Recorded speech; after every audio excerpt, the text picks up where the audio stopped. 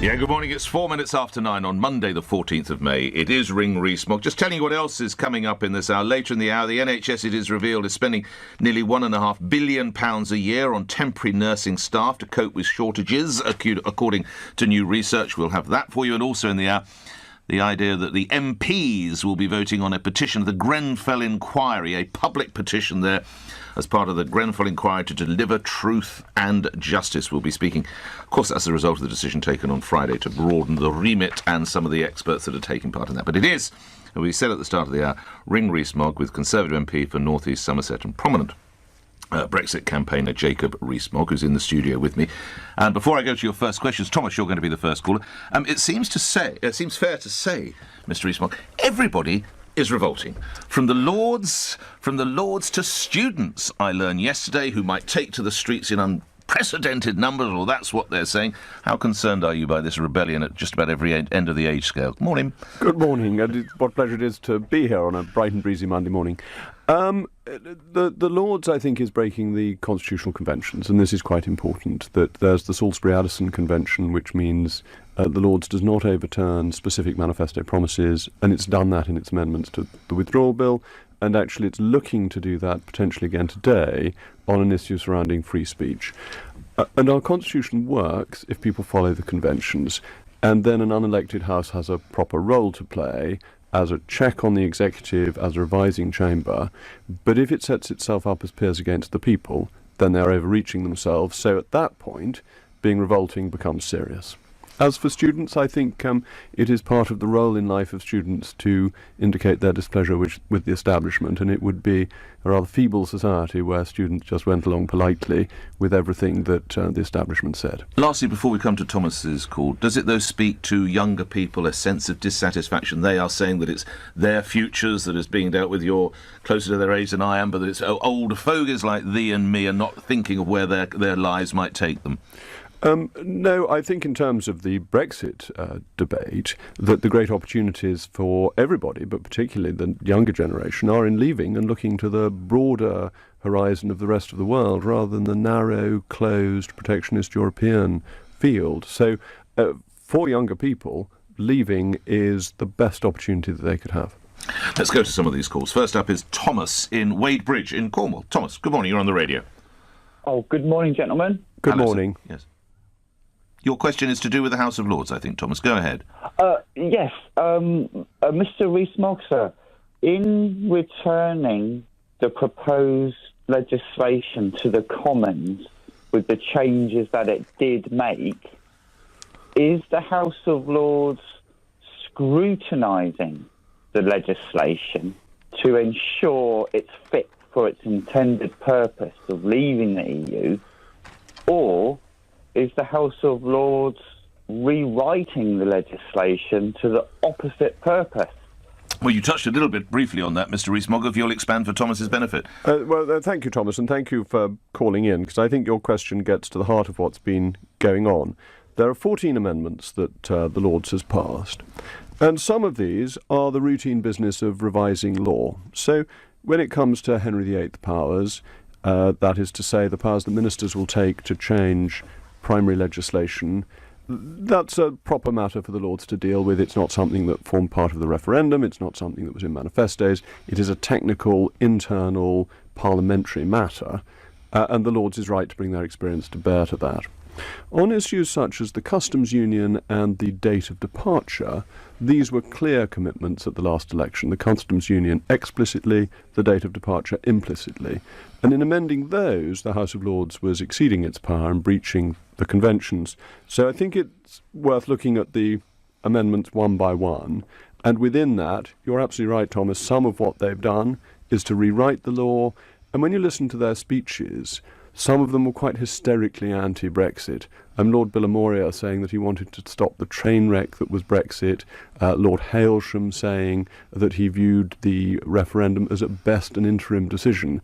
The sort of condescension and the arrogance expressed towards the referendum is really quite surprising. And the aim of the Lords is to block Brexit, not to amend the legislation. Although were they here, I sense perhaps one of those Lords would say that they cannot stand by, and as they would say, and see the country effectively chunter off a cliff.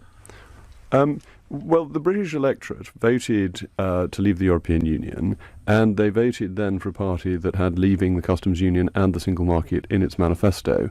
What makes the Lords think that they know better? What is their superior mystical wisdom that gives them a greater insight than the British people? Some of them would point to British business and British industry, saying that they're very concerned not being in the customs union, the single market. It depends which industry you ask. If you ask vested interests who benefit from a protectionist market and the EU-funded CBI, yes, of course, they want to protect their vested interest. What I'm interested in helping are consumers by reducing the prices of food, clothing and footwear and moving the very high tariffs on those that primarily protect continental rather than British businesses. And a reduction in the price of food, clothing and footwear helps the least well-off in our society the most. And the Lords are trying to block that to put higher costs on the least well-off in our society. And so you can make an assurance to my listeners that the cost of their food, clothing and footwear will come down. Well, unless the government were bonkers, and I don't think the government is bonkers, that the setting of tariffs will be a matter for the government once we've left. The average tariff on food is 22%. Let's get rid of it. Thank you. More calls. Alan, thank you, Thomas. Alan in Gloucester, you're through to Jacob Rees Mogg. Go ahead, Alan. Hello there, Jacob. Hello, Alan. Good morning.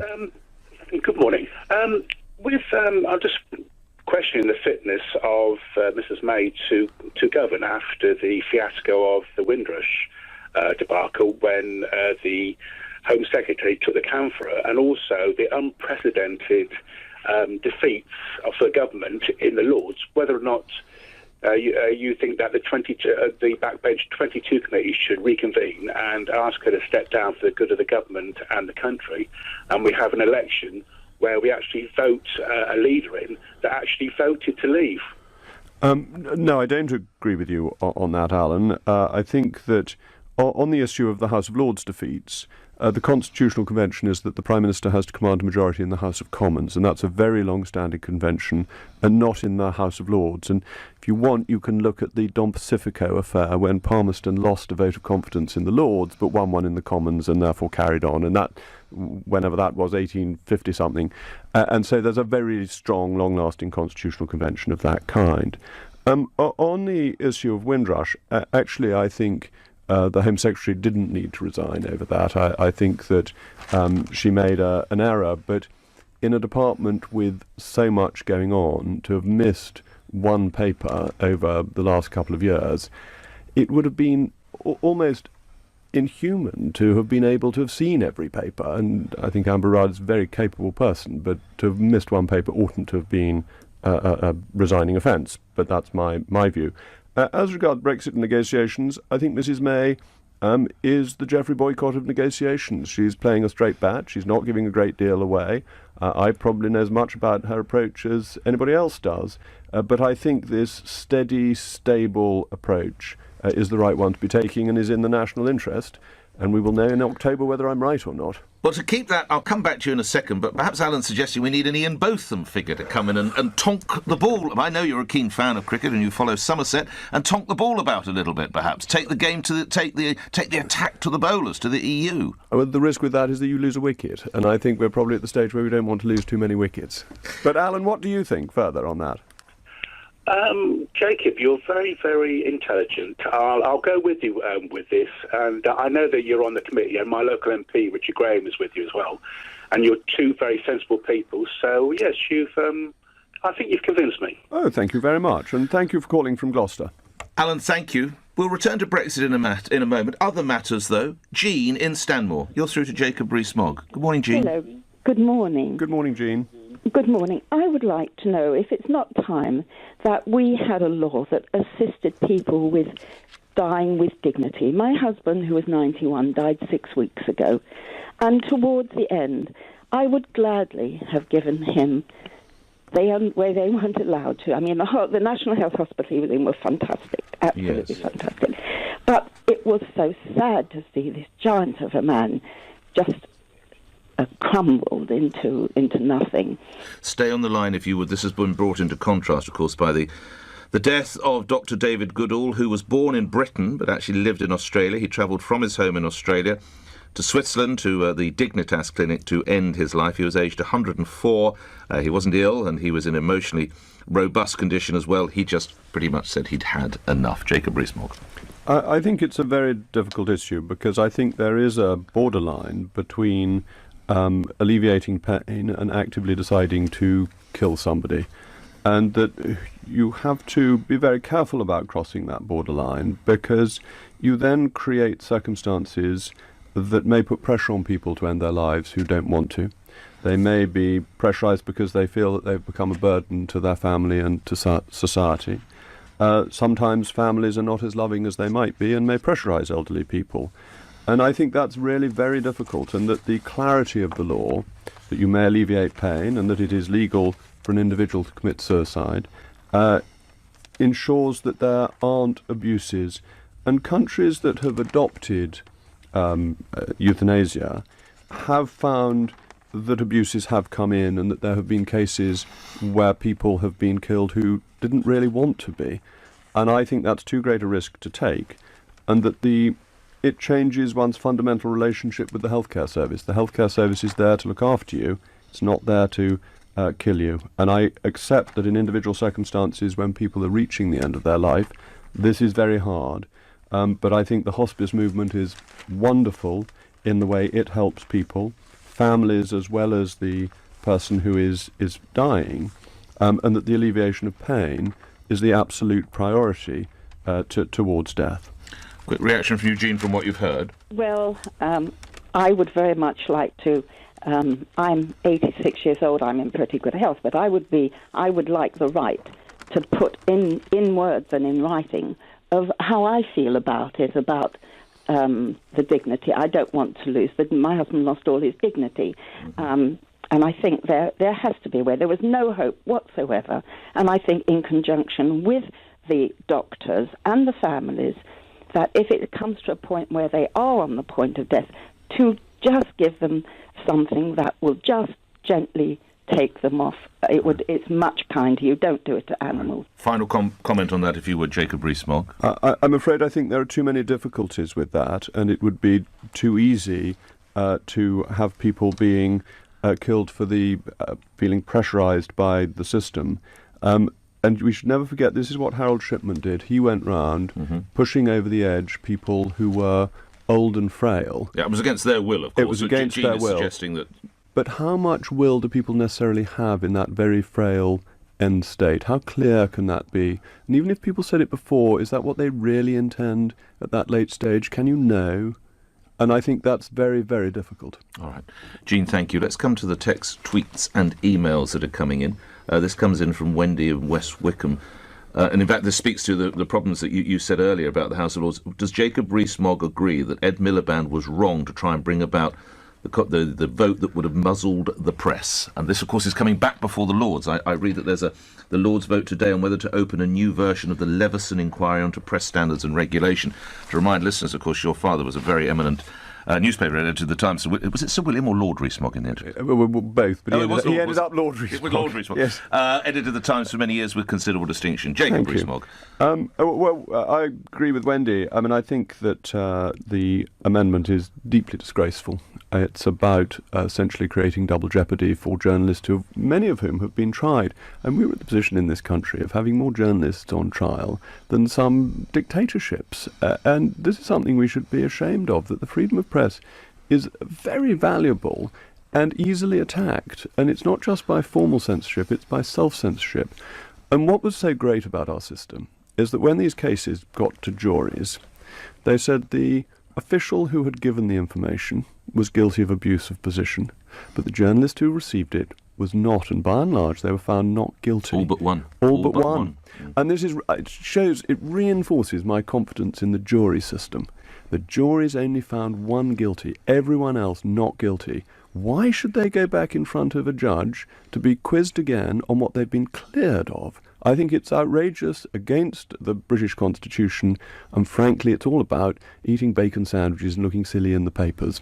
And the self-interest of it is beneath Mr. Miliband's dignity, who actually I think is rather an able British political figure. To the questions, David in St Albans. David, you're on the radio. Go ahead. Morning to you. Good morning, Nick. Morning, Jacob. Good morning, David. Morning. Regarding the portrait of Margaret Thatcher at the Oxford University, when I heard, I thought this is definitely a political move, not necessarily by the students, but by forces behind them. And I just wonder what your opinion is on this. I feel it's a left-wing movement going on. And this is the decision that the Geography Department, which of course is where Mrs May studied at Oxford, to take down. There are portraits of many other former students there, empowering various aspects of how the women, of how they have put powerful careers.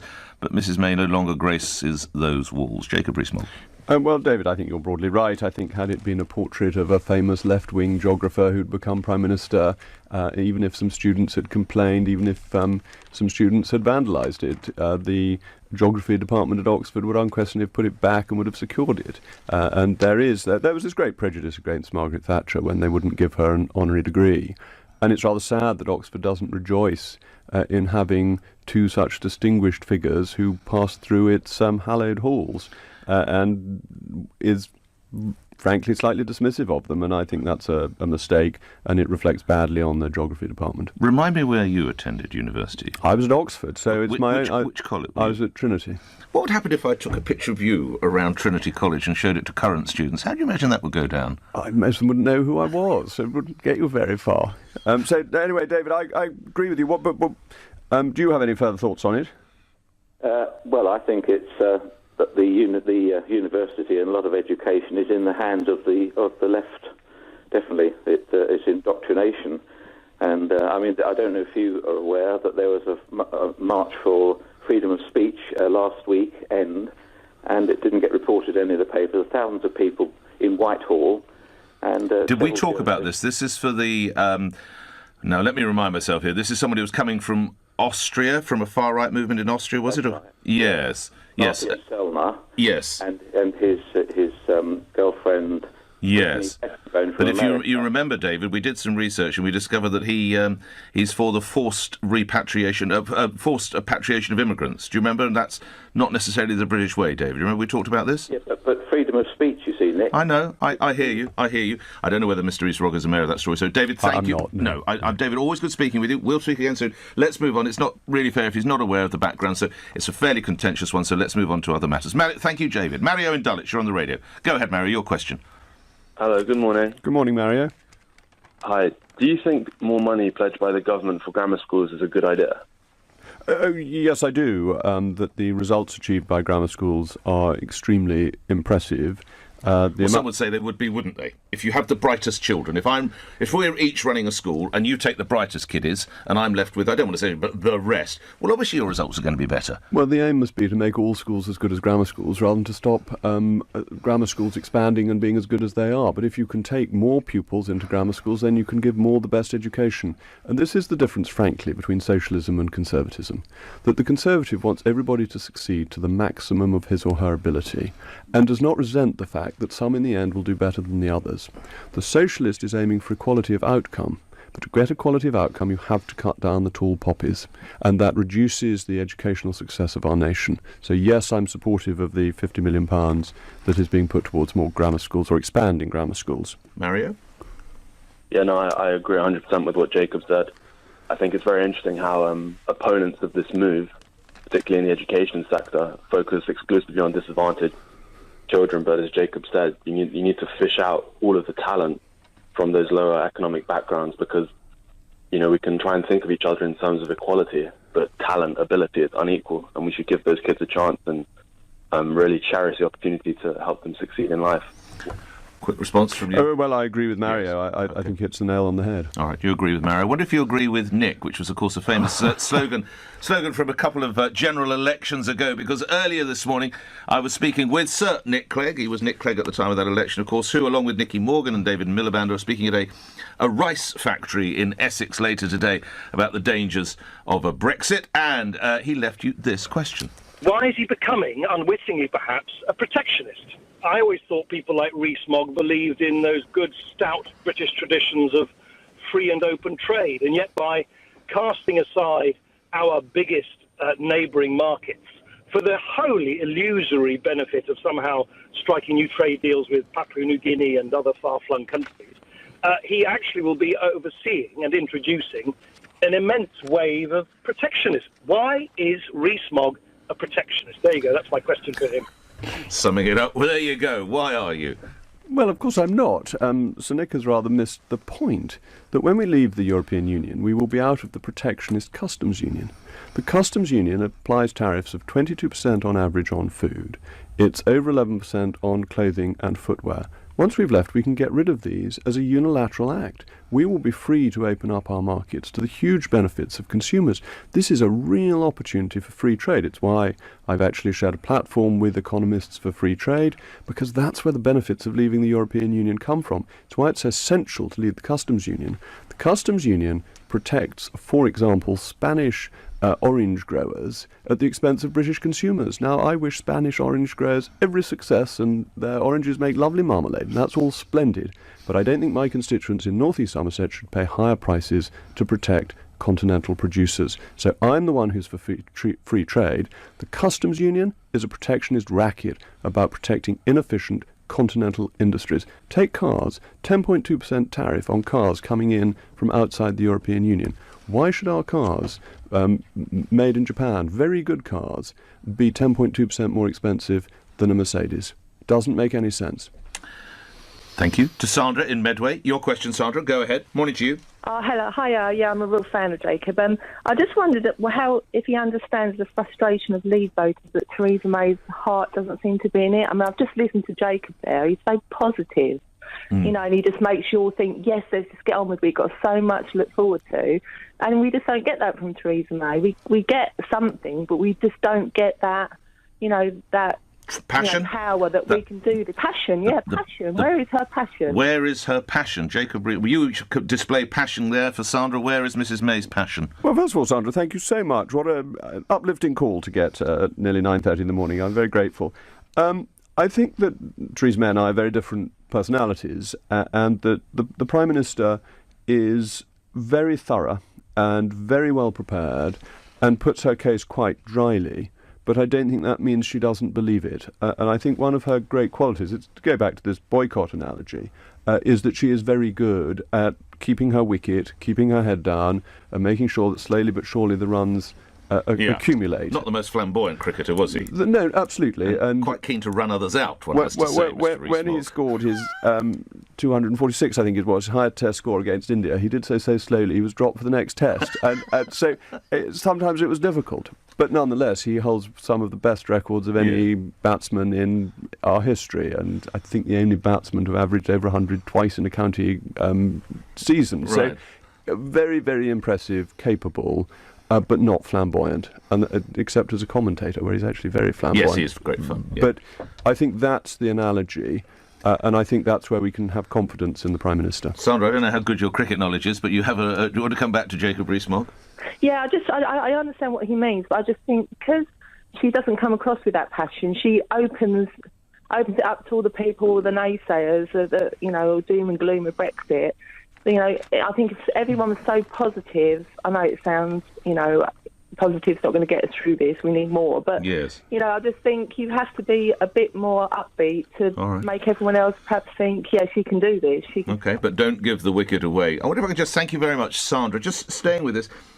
Michael Gove was saying on television yesterday that we need to crack on. One of the things we need to do is crack on. We have an implementation period giving us an additional 21 months, suggesting that perhaps not moving as quickly, a boycott-like innings. Is Mr Gove onto something there? Well, I think there is the opportunity for the government to crack on, but we'll know what we're cracking on with by October, and it'll be much clearer. And I think we are possibly at the point of maximum uncertainty now. The negotiations are coming to a crunch, decisions will have to be made. By October, we'll have a pretty good outline of what's happening. The Remainers are fighting their last rearguard action to try and stop Brexit, and they're doing it in the House of Lords, and there's this grouping that's come out today. If that doesn't succeed, I think this is the last gasp of their effort, and then we're on to what the negotiation says, what is going to be implemented, and that I think will make the Prime Minister's position much easier. How relevant is it if you look at the politicians, or former politicians in companies, Sir Nick Clegg, David Miliband and Nicky Morgan, two of those three actually represent constituents where they voted Leave. What does that say about the whole democratic process to you of those three? Well, it's very interesting, the disconnect between the British political establishment. I mean, South Shields, Mr. Matt, was a massive Leave constituency. Huge. I went to South Shields with Channel 4 News sometime before the referendum, And it was really interesting. The general message people gave to me is that the Conservatives don't try here because you never win, and Labour takes us for granted because Labour always wins. And there was a great feeling of disconnect and disappointment with politics. And I think that came through in Brexit. And the job of politicians is to make that connection again, but that has to be done by respecting what people have said and not telling them we know best. Time to get on to one other matter. We're taking you to global affairs with our last question. Clark in Oxford. Clark, you're on the radio. Good morning. Good morning, Jacob. Good morning, Clark. I would like to ask you the same question I asked Nick Clegg a couple of years ago about the United Nations. And would you like to know Nick Clegg's answer before or after you answer? I don't mind, whichever you think best. Okay, I'll ask you the question. So the question was, why does the UK take unilateral action, for example, to bomb Syria a few days before the inspectors had a chance to inspect, instead of working more closely with the UN? Because effectively we are undermining the UN. And what would be your answer? Yeah, I'll come back to you for then Nick, now Sir Nick's answer. Jacob Rees-Mogg. Well, the truth is that the Security Council in the UN is dysfunctional as long as Russia wishes to wield its veto against any sensible things that it might decide to do, and that's issues in our relationship with Russia and the US relationship with Russia and the activities of Mr. Putin. The UN only works when all 5 permanent members want to get things done, and that is a rare concurrence of atoms. Quick response. Well, let's hear what Nick... what did Nick Clegg say? Nick Clegg said effectively that the UN is dysfunctional. But I would make... Oh, I agree with Nick. Oh, dear. We did get it out of you. Shouldn't we strengthen it? Work more closely with it? Well, we should try and work with the other permanent members, but ultimately you can't wait for Russia to change its mind. Things need to take place within the world, and the UK needs to recognise it's got global responsibilities with its allies. And if we just sit back and do nothing and wait for the UN, we'll be waiting for a very long time. All right, Clark, thank you. I finish with a personal question. Before we meet again, a little event of a royal wedding will be taking place, Mr. Rees-Mogg. Will you be intending to watch that or listen to it on the television, or do you let these things pass you by? Well, I would be watching it, but I'm actually going to another friend's wedding on that day, which clashes. So I will probably hear a bit of it on the radio going to the wedding. OK, well, thank you. We look forward to seeing you and enjoy your friends' celebrations to come. Jacob Rees-Mogg appearing here on LBC, where it's 9:31 and the news is next.